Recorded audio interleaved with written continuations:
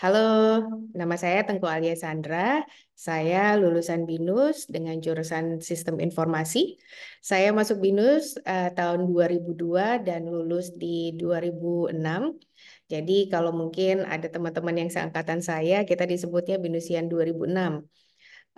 Saya saat ini bekerja sebagai professional consultant untuk Bappenas sebagai lead program planning and control untuk transformasi ekonomi Kerti Bali dan kebetulan juga saya juga domisili di Bali.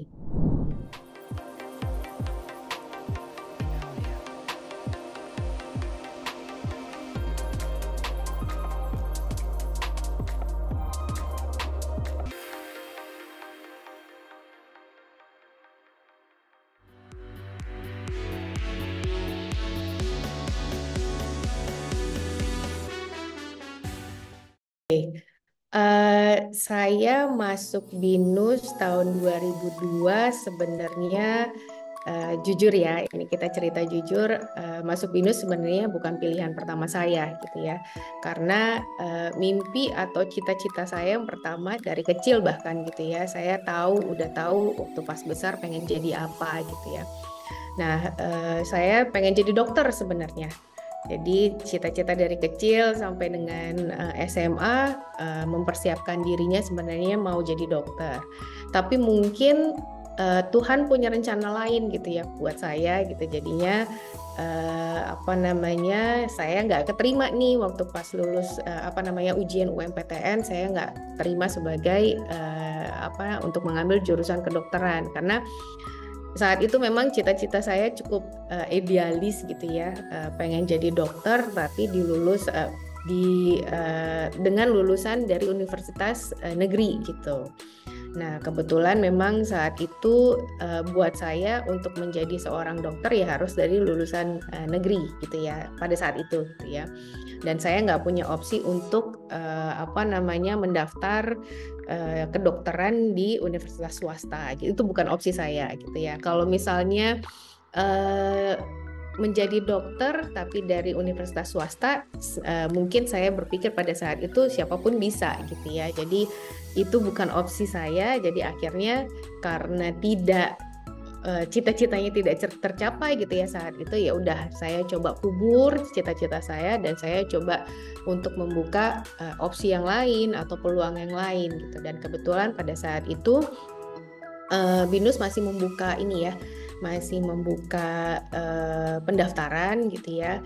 Mungkin salah satunya adalah kenapa BINUS gitu ya, karena jiwa kompetisi saya ini tinggi sebenarnya gitu ya. Jadi ada keluarga yang kebetulan tahun sebelumnya itu pernah daftar BINUS tapi nggak lulus gitu loh. Pada saat pendaftarannya nggak lulus. Jadi saya mikir, oh saya harus bisa menyaingi orang ini gitu ya, menyaingi orang ini artinya kalau dia nggak lulus berarti saya harus lulus gitu. Dan kebetulan alhamdulillah pada saat pendaftaran saya lulus gitu ya, saya lulus dan diterima di jurusan Sistem Informasi gitu ya, karena saya pikir jurusan Sistem Informasi ini kita bisa capture-nya banyak nih gitu ya. Mungkin ada hal yang kita tidak pelajari secara mendalam tapi karena lingkupnya luas gitu ya. Jadi setelah masuk di jurusan Sistem Informasi, saya benar-benar banyak belajar hal gitu ya. Untungnya saya tipe orang yang mudah move on gitu ya. Jadi yang tadinya cita-cita sebagai dokter, sekarang dimasuk ke dalam jurusan yang mungkin secara keilmuan, secara background itu berbeda sekali gitu ya dengan apa yang saya persiapkan sebelumnya. Tapi di sini saya malah dapat banyak banyak keterampilan atau pengetahuan yang baru gitu ya di sistem informasi ini gitu ya. Teman-teman juga baru gitu ya. Dan ini sih sebenarnya yang bikin saya memulai di dalam industri yang sekarang gitu ya. Sebenarnya mungkin tidak secara apple to apple mungkin tidak gitu ya, tapi mungkin saling terkait gitu ya. Nah, kalau kita ngomongin sistem informasi, mungkin ada teknisnya juga gitu ya di dalam situ. Kemudian ada hal-hal yang bersifatnya perencanaan juga gitu ya. Jadi hal ini yang akan lebih mudah pada saat saya memulai karir saya pertama kali sebagai engineer gitu ya. Jadi saya lulus dari BINUS dengan lulusan jurusan Sistem Informasi. Kemudian saya pertama kali bekerja sebagai engineer di Toyota Motor Manufacturing Indonesia. Nah, ini pertama kalinya saya di dunia profesional ya gitu ya. Nah, di sini yang mengantarkan saya di dalam hal perencanaan, bagaimana kita membuat program, kemudian bagaimana kita menjalankan suatu program gitu ya. Ini yang mengantarkan saya sih pada saat awal karir.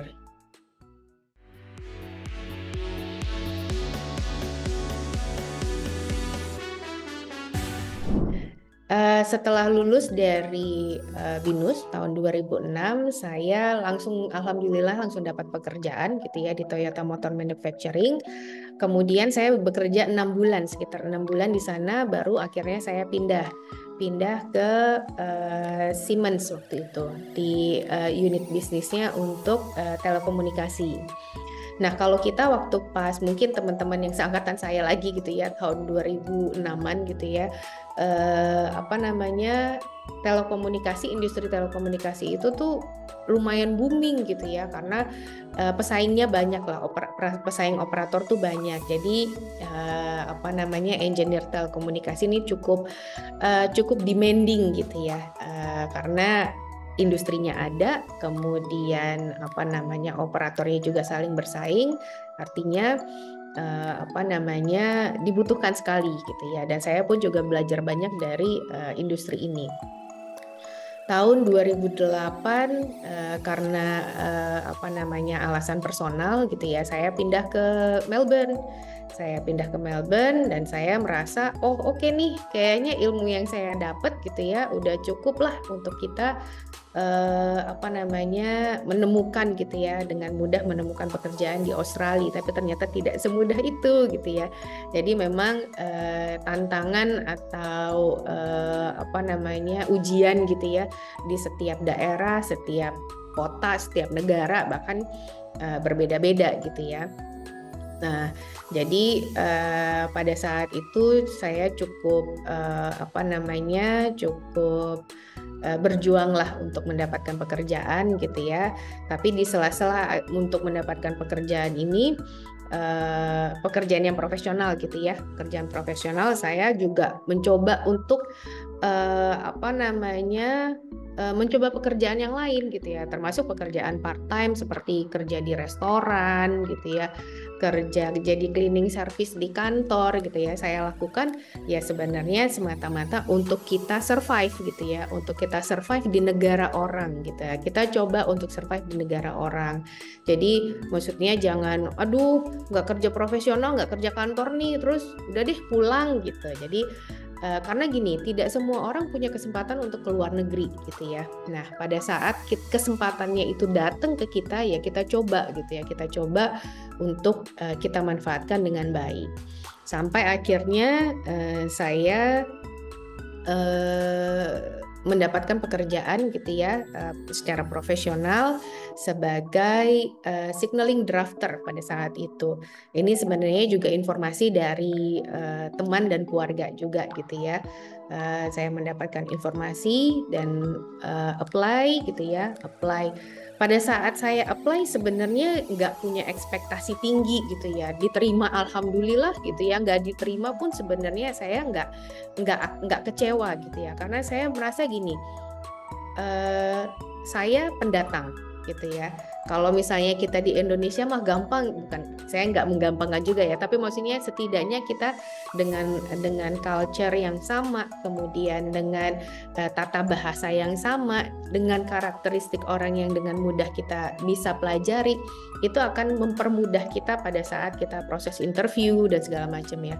Tapi pada saat saya interview di sana gitu ya, saya ya ekspektasinya nggak tinggi, dapat ya alhamdulillah, nggak dapat juga nggak apa-apa, tapi setidaknya saya belajar saya belajar bagaimana sih diinterview sama orang bule gitu ya. Kemudian kira-kira ekspektasi mereka apa sih gitu ya, menginterview orang Asia gitu. Kemudian yang mereka cari itu apa gitu ya, dan mereka melihat potensi kita tuh apa, bagaimana mereka membaca kita dan bagaimana kita membaca mereka juga. Jadi lebih ke arah saya mencoba mengeksplor gitu ya, mengeksplor orang, mengeksplor kira-kira industrinya seperti apa. Dari situ saya belajar. Nah, jadi kemudian berapa minggu kemudian saya dinyatakan tidak lulus sebenarnya, karena yaitu tadi tantangannya kan memang di luar negeri ini selain mungkin selain masalah culture gitu ya, tapi terkait dengan lebih ke arah permit gitu ya. Mungkin orang juga mikir saat saya memperkerjakan orang ini gitu kan, ini mau stay berapa lama gitu ya, jangan sampai saya udah hire tiba-tiba sebulan kemudian dia minta berhenti karena dideportasi gitu ya, mungkin seperti itu. Jadi sebenarnya saya gagal gitu ya, saya gagal di interview yang pertama, tapi mungkin Tuhan ternyata punya rencana lain gitu ya. Saya ternyata dipanggil kembali gitu ya, saya dipanggil kembali karena dari usernya melihat saya ini orangnya persisten gitu ya.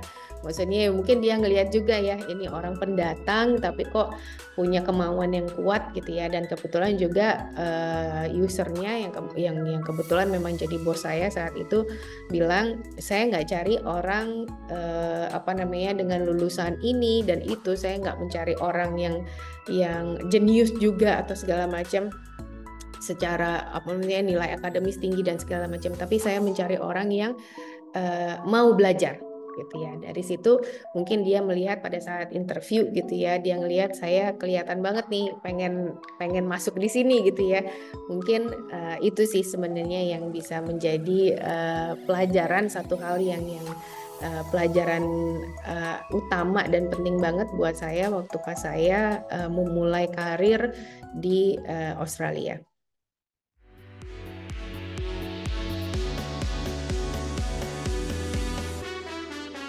Sebenarnya banyak, tapi mungkin ini dalam konteksnya dalam konteks BINUS, kita kehidupan di BINUS gitu ya. Jadi dulu saya punya mata kuliah kalau nggak salah capacity building ya. Karakter building mungkin. Oh, karakter building ya, mungkin karakter. Ya. Oke, ya karakter building. Jadi ada momen ya mungkin namanya juga masih anak muda gitu ya, anak muda, ada momen kita naik turun dalam belajar gitu ya. Dan saya kebetulan orangnya introvert gitu, jadi tidak suka yang tidak suka keramaian atau dan segala macamnya gitu ya. Nah, suatu hari memang ya ini tadi naik turunnya mahasiswa gitu ya, kadang males, kadang rajin banget dan segala macam. Jadi ada suatu hari di mata kuliah karakter building gitu ya, kita ada tugas. Dan kebetulan saya memang tidak mengerjakan tugas gitu ya. Jadi karena tidak mengerjakan tugas, mau nggak mau saya nyontek nih, dalam tanda kutip, mohon maaf ya, saya jadinya nyontek. Jadi saya bukan ngajarin yang nggak benar ya, tapi ya itulah kenyataannya. Jadi saya nyontek, dan bodohnya lagi udah nyontek plek-plekan gitu ya. Harusnya kan kalau kita nyontek kan pinter ya gitu ya. Harusnya di refresh gitu ya. Jangan kalau nyontek bahasanya jangan sama persis lah gitu. Nah, akhirnya ketahuan nih, saya ketahuan nyontek gitu kan sama dosennya. Dibilang kamu nyontek nih gitu kan. Tadinya saya udah nyontek, nggak ngaku lagi ya.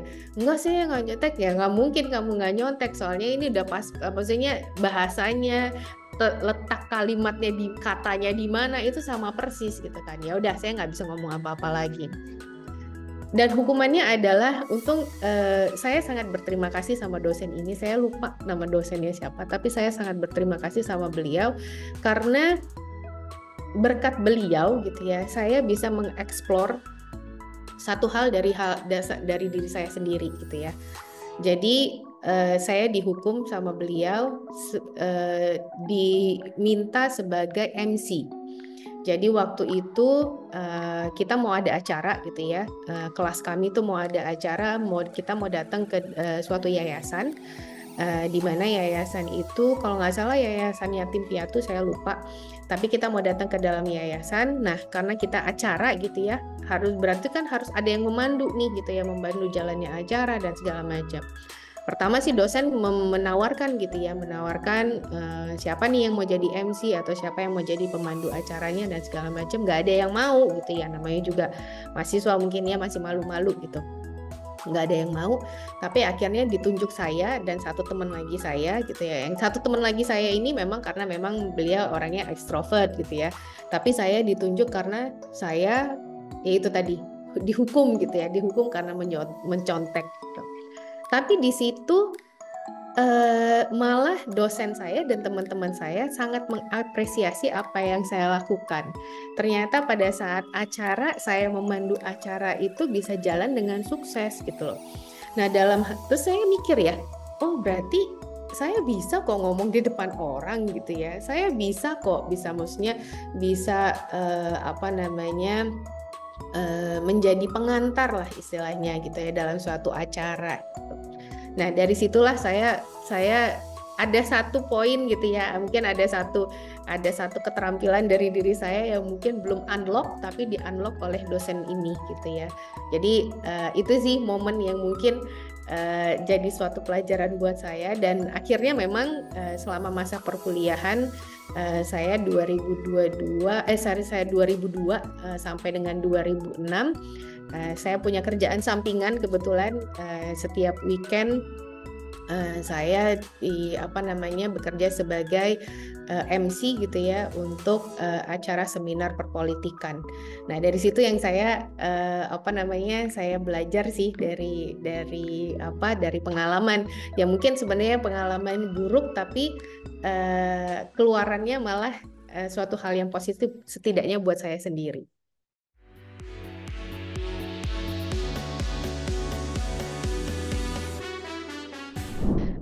Saat ini saya bekerja di Project Management Office Bali gitu ya. Jadi Project Management Office Bali ini adalah suatu organisasi atau sekretariat ya. Kita nyebutnya Sekretariat Transformasi Ekonomi Kerti Bali yang dibentuk oleh Bappenas gitu. Jadi sebenarnya PMO Bali ini hadir gitu ya untuk menjawab atau bukan menjawab dan juga sebagai bentuk bentuk apa ya? Sorry ya, saya lagi mencari kata-katanya.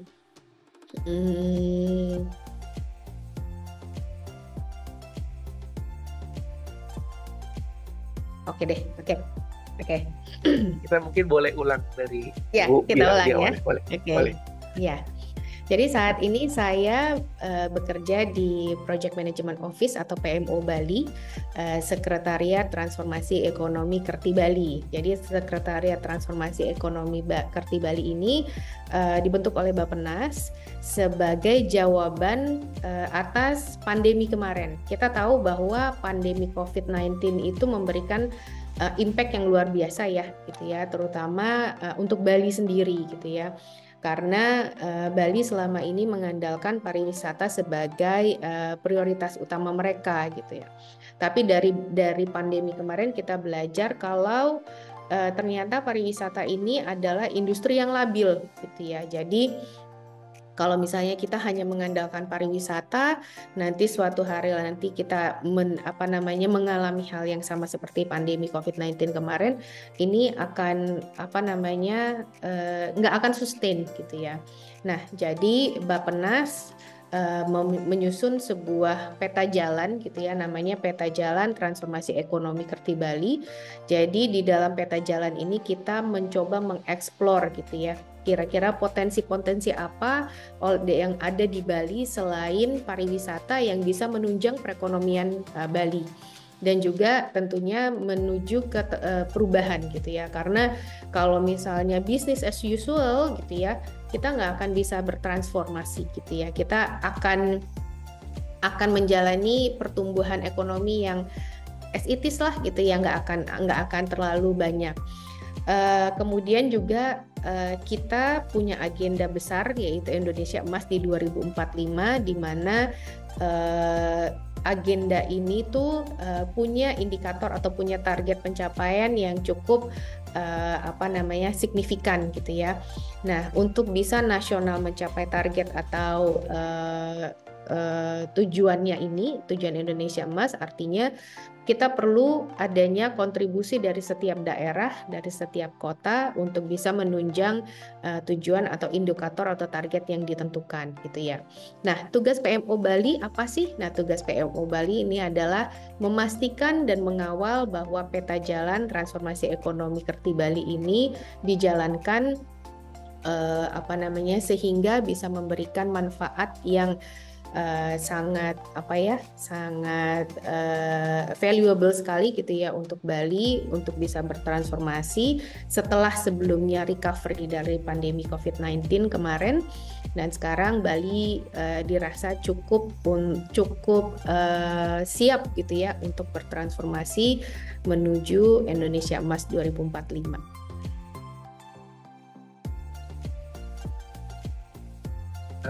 Mungkin aku mau tambahkan sedikit kali ya. Ya, jadi secara peran gitu, secara tugas dan peran dari PMO, yang pertama adalah kita menjadi support system dari pemerintah daerah, terutama pemerintah daerah Bali gitu ya. Dengan memberikan support system ini, kita bisa memfasilitasi pemerintah daerah untuk bisa memberikan solusi gitu ya, untuk memberikan solusi dan juga mengusulkan kira-kira kegiatan-kegiatan apa atau proyek-proyek apa yang bisa membawa mereka ke arah transformasi. Kemudian yang kedua, kita bisa memberikan akses kepada pemerintah daerah untuk untuk menjangkau gitu ya, untuk menjangkau donor atau mitra, kemudian atau swasta juga gitu ya, terkait dengan pendanaan atau pembiayaan dari sebuah proyek di daerah. Yang ketiga, kita juga membantu mereka gitu ya dalam hal monitoring dan evaluasi terhadap pelaksanaan kegiatan atau proyek di daerah.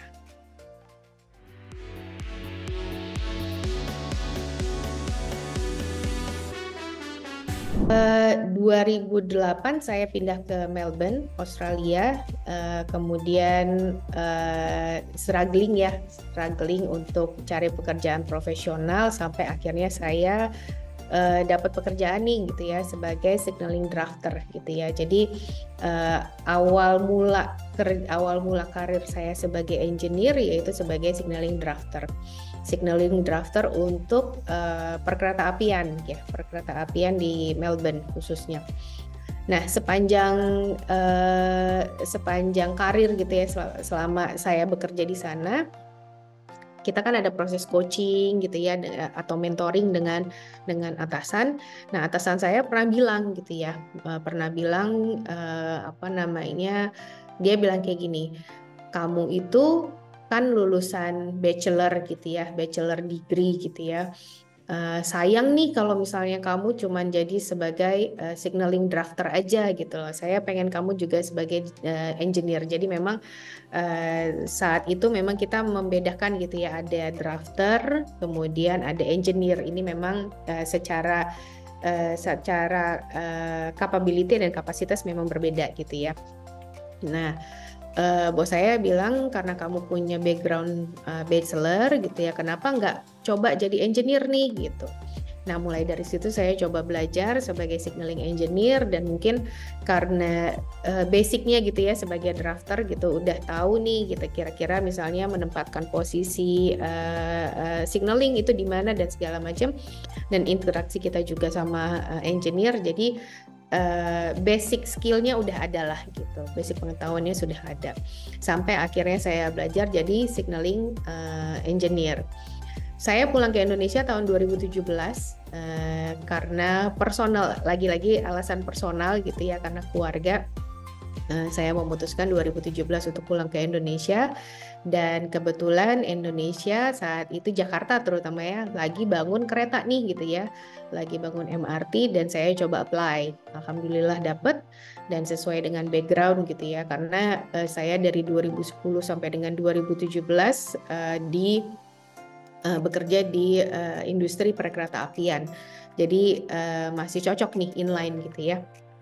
Nah, di MRT pada saat itu agak jarang memang ya perempuan insinyur perempuan gitu ya.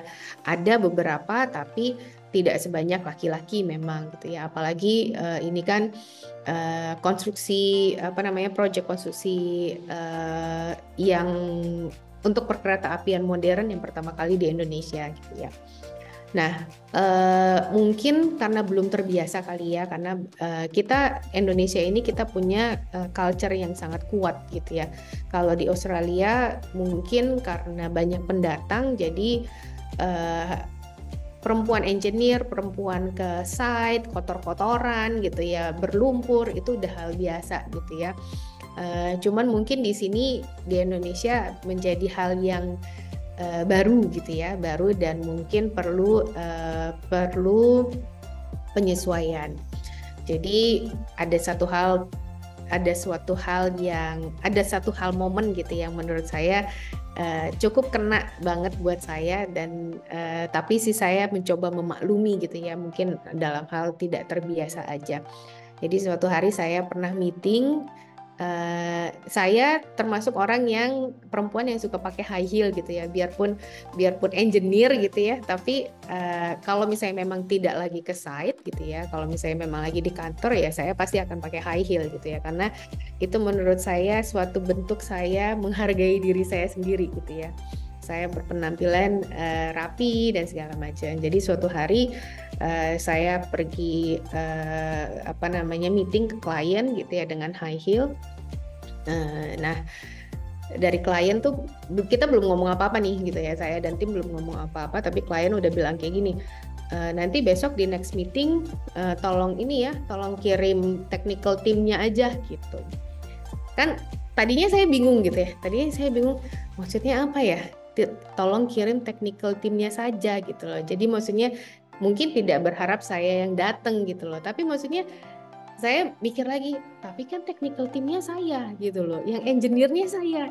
Terus kalau misalnya bukan saya yang datang tuh siapa gitu kan? Saya mikirnya gitu. Cuman saya mikir, oh oke. Cuman maksudnya kita biar gimana pun klien kita harus tetap respect apa request mereka gitu ya. Ya next day tetap saya yang datang dan tetap saya yang jelasin gitu ya, karena kan maksudnya secara pekerjaan, secara tugas itu saya yang ngerjain gitu ya. Jadi tapi dari situ mereka mulai terbiasa. Oh ternyata technical teamnya MRT gitu ya, tim engineeringnya MRT adalah ini gitu ya, adalah Mbak ini atau adalah Ibu ini gitu ya. Jadi mereka mulai terbiasa dengan adanya kehadiran kami. Itu sih mungkin yang tantangan yang menurut saya masih membekas gitu ya, momen membekas, tapi sebenarnya lebih ke arah penyesuaian dan kebiasaan aja.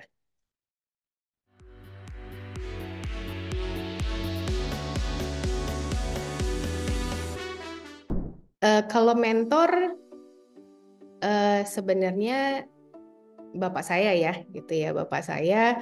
Jadi kita punya kebiasaan dulu kalau misalnya kita pulang ke rumah, jadi kebetulan anak-anaknya orang tua saya itu pada saat kuliah kita di ngekos gitu, biarpun kita tinggal di Jakarta tapi kita ngekos supaya lebih dekat ke kampus, kemudian lebih fokus juga untuk mungkin belajar gitu ya, karena maksudnya jarak jarak dari tempat kos kita ke kampus deket gitu ya.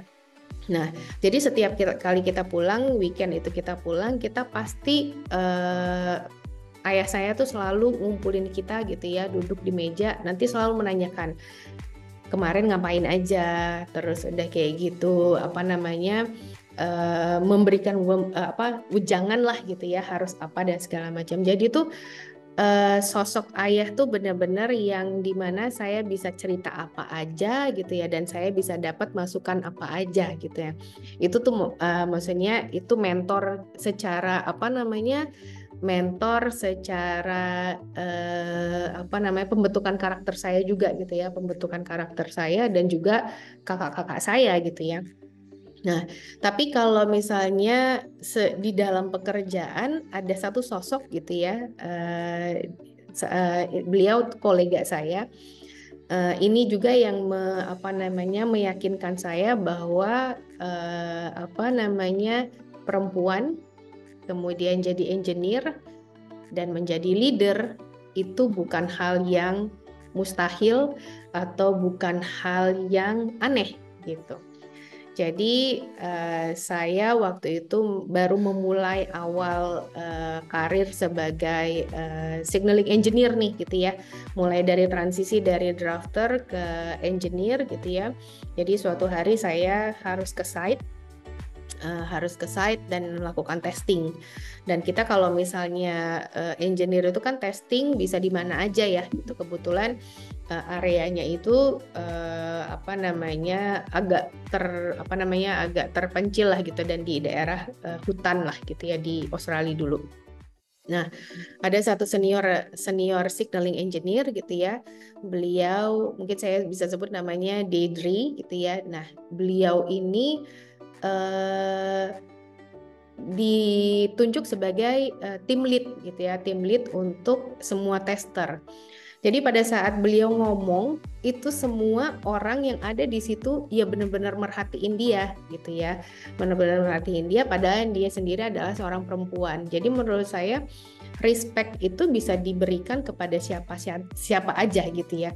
Bisa ke laki-laki, ke perempuan, bahkan ke anak-anak pun juga gitu ya. Dan kita maksudnya harus melakukan itu kalau misalnya memang disampaikan dengan benar dan segala macam. Nah, dari sosok beliaulah saya belajar bahwa yaitu tadi, perempuan bisa menjadi seorang engineer, bisa menjadi seseorang yang apa namanya, diberikan respect yang baik gitu ya, bisa berkontribusi secara langsung, kemudian bisa menjadi seorang pemimpin juga gitu ya. Jadi tidak menjadi hal yang mustahil. Itu sih yang ada, maksudnya dua sosok yang menurut saya sampai sekarang itu saya melihat dan saya banyak belajar banget gitu ya dari dua sosok ini.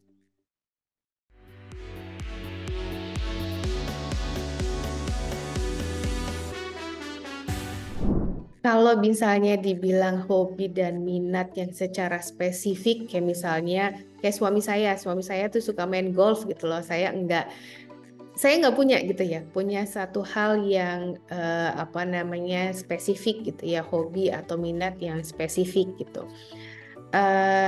Jadi kalau misalnya saya ada waktu gitu ya, ada waktu lenggang gitu ya, senggang gitu ya, ya saya pakai untuk apa namanya, untuk memanjakan diri gitu ya. Jadi misalnya ke salon atau mungkin leyeh-leyeh aja di rumah gitu ya, nonton TV dan segala macam, nonton Netflix atau seperti itu.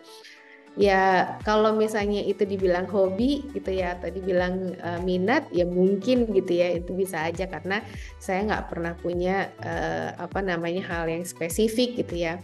Kalau misalnya mungkin hobi saya traveling, enggak juga gitu ya, karena maksudnya apa namanya, saya nggak menjadikan itu sebuah hobi, karena kalau misalnya itu kita jadikan sebuah hobi berarti ada target nih gitu. Misalnya tahun ini saya harus kemana gitu ya, jadi saya mempersiapkan apa namanya, pergi kemana gitu ya. Tapi malahan jadinya apa namanya, malah jadi sering pergi gitu ya, karena tugas apa namanya, tugas dari pekerjaan, atau misalnya suami saya harus pergi kemana, jadi saya ikut nih gitu ya. Dan kebetulan juga pekerjaan saya pun juga apa namanya, memberikan keleluasaan atau memberikan fleksibilitas untuk bisa saya pergi gitu ya, tanpa harus mikir cutinya habis apa enggak nih atau apa dan segala macam. Itu sih.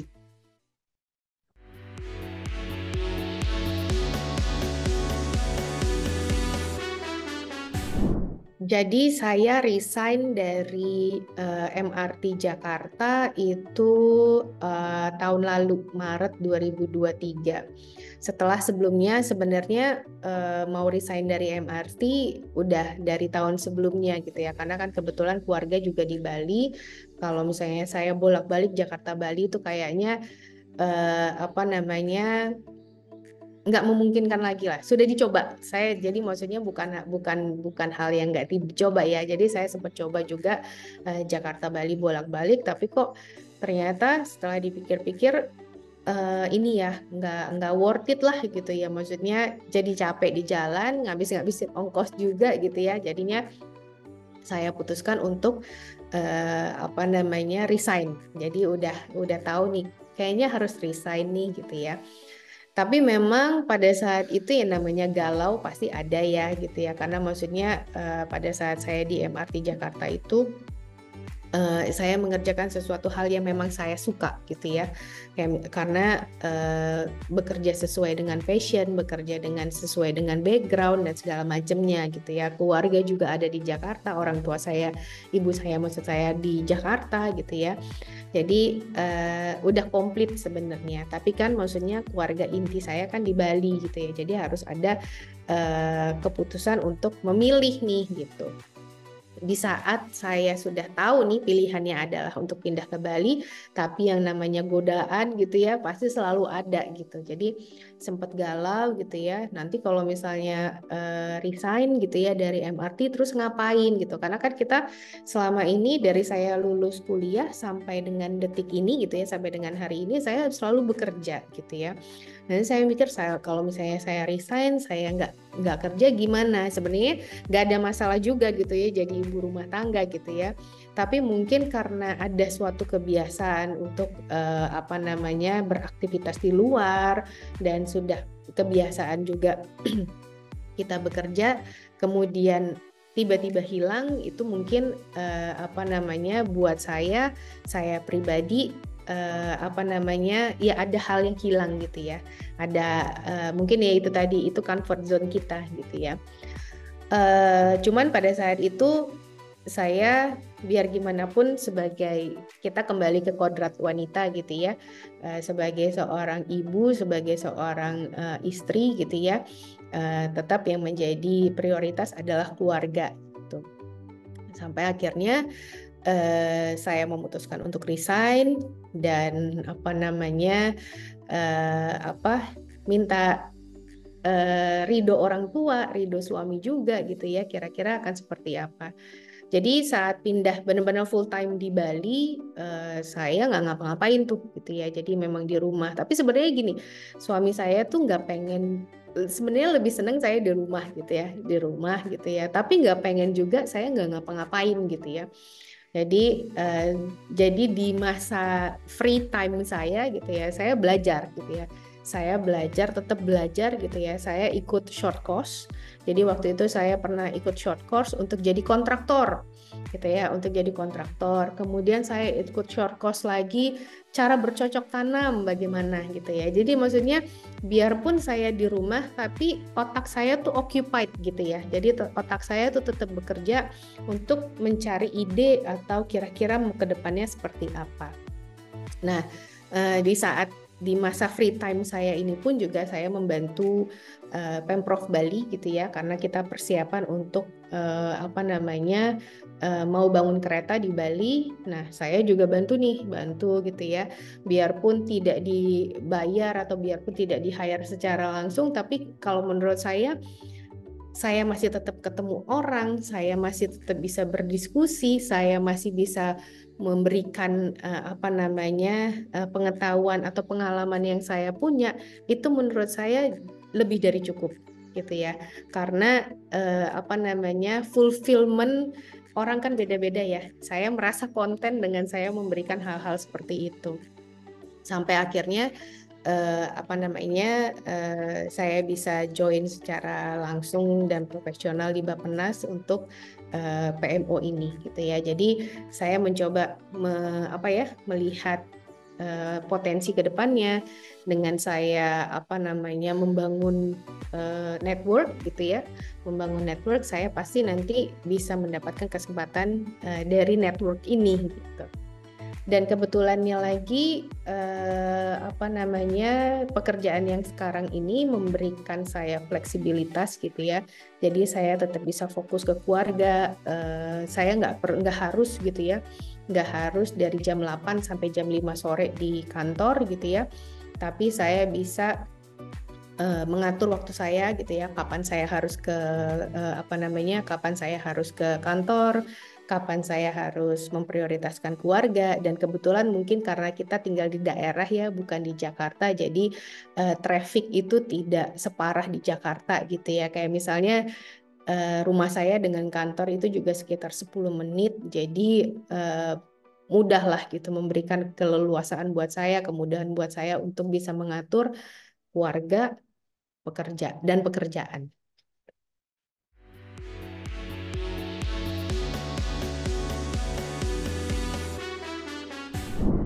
Harapan di dalam pekerjaan dan keluarga sebenarnya lebih ke arah bagaimana saya bisa memberikan kontribusi gitu ya. Pada saat bekerja di MRT kemarin itu saya merasa happy ya gitu ya, karena saya bisa berkontribusi buat negara, buat kota tempat saya tinggal Jakarta gitu ya, dengan memberikan ilmu, dengan memberikan waktu dan pikiran gitu ya, membangun kereta Jakarta gitu ya, kereta modern Jakarta gitu ya.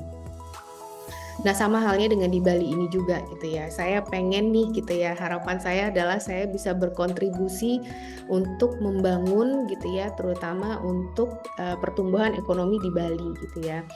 Alhamdulillahnya saya udah di tempat yang pas gitu ya, di path yang yang mungkin bisa memberikan kontribusi terhadap perekonomian Bali itu sendiri. Karena beberapa kali karena urusan pekerjaan saya harus roadshow ke kabupaten dan kota, saya melihat banyak hal yang perlu dikembangkan gitu ya, dan banyak sekali potensi yang harus dikembangkan. Dan dengan pekerjaan saya rasa saya bisa berkontribusi, setidaknya saya bisa connecting gitu ya, connecting the dot gitu ya, connecting bagaimana misalnya sebuah proyek ini didanai, saya bisa memberikan usulan atau rekomendasi ke pemerintah. Ini loh di daerah sini harus dibeginikan loh atau segala macam. Ini menurut saya itu menjadi sebuah kontribusi gitu ya. Tentunya dengan saya bisa memberikan kontribusi ke daerah, ke kota atau ke negara, tentunya ini bisa memberikan, menurut saya bisa memberikan suatu hal yang positif, atau setidaknya saya bisa memberikan cerita ke keluarga gitu ya. Dan harapan saya ya ini bisa membuat keluarga saya bangga gitu ya dengan apa yang saya lakukan.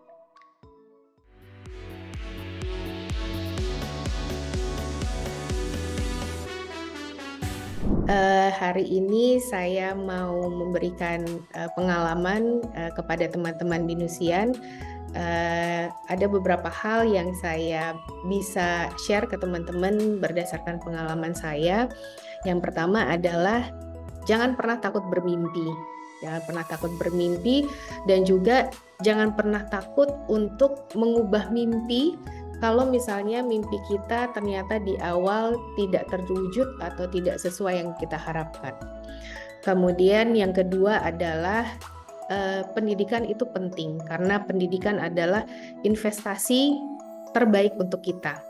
Nah, pendidikan ini bisa pendidikan informal, baik itu informal maupun non formal gitu ya. Bisa pendidikan formal maupun pendidikan informal, karena sampai kapanpun menurut saya kita harus memperkaya diri kita dengan pengetahuan dan keterampilan. Makanya pendidikan itu menjadi investasi terbaik yang bisa kita berikan untuk diri kita sendiri. Jadi jangan lupa untuk terus menuntut ilmu sepanjang hayat dan teruslah belajar. Kemudian jangan lupa untuk berkolaborasi dan selalu berbagi, karena kita bisa mencapai lebih banyak hal kalau kita bekerja sama. Jadi bangunlah suatu jaringan yang kuat, kemudian berkolaborasi dengan orang lain, dan juga jangan takut untuk berbagi pengetahuan dan pengalaman kita, karena setiap kebaikan itu pasti ada balasannya gitu ya, tentunya balasan yang baik juga, dan ini akan dirasakan untuk diri kita sendiri. Kemudian berani menerima tantangan dan berani menghadapi tantangan, karena setiap tantangan itu adalah peluang untuk kita belajar dan menjadi lebih bijaksana, dan tentunya kita pasti akan bertumbuh dengan adanya tantangan. Tapi jangan takut untuk kita menghadapi tantangan tersebut. Yang terakhir adalah hargai waktu gitu ya.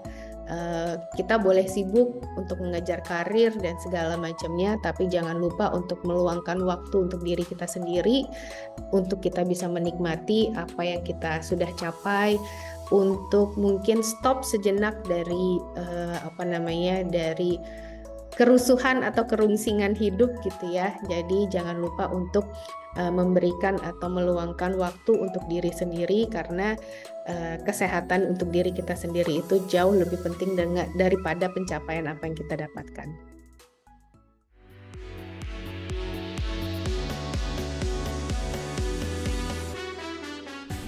Saya bangga sebagai Binusian, dan saya akan merekomendasikan Universitas Bina Nusantara ke teman-teman atau mungkin ke anak-anak gitu ya, ke anak-anaknya teman gitu, karena saya angkatan lama gitu ya, jadi mungkin posisinya akan bisa memberikan rekomendasi untuk ke anak-anaknya teman-teman gitu, karena saya melihat dan saya merasakan sendiri manfaatnya pada saat saya berkuliah di BINUS, dan beberapa tahun belakangan gini ya, saya juga sering banget dengar posisi BINUS sebagai universitas swasta di Indonesia semakin naik gitu ya. Nah, ini artinya BINUS secara akademisi gitu ya, sebagai sebuah kampus bisa memberikan fasilitas dan pelayanan yang baik untuk kampusnya, untuk mahasiswanya, dan juga membuktikan bahwa mahasiswa lulusan BINUS bisa memberikan kontribusi gitu ya, kontribusi secara langsung dalam pekerjaannya, kemudian dalam aktivitasnya gitu, dan ini merupakan hal yang membanggakan yang bisa saya dengar dari luar gitu ya. Tentunya dan pastinya dengan hal-hal tersebut saya bangga dan pasti akan merekomendasikan BINUS ke luar.